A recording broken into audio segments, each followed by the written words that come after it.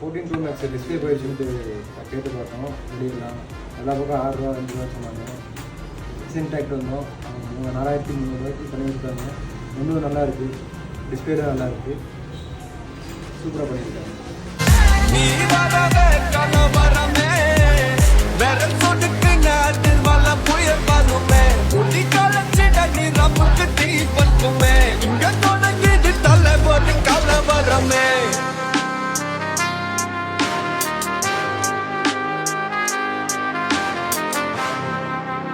ஒரு நாள் கூட்டுவாங்க.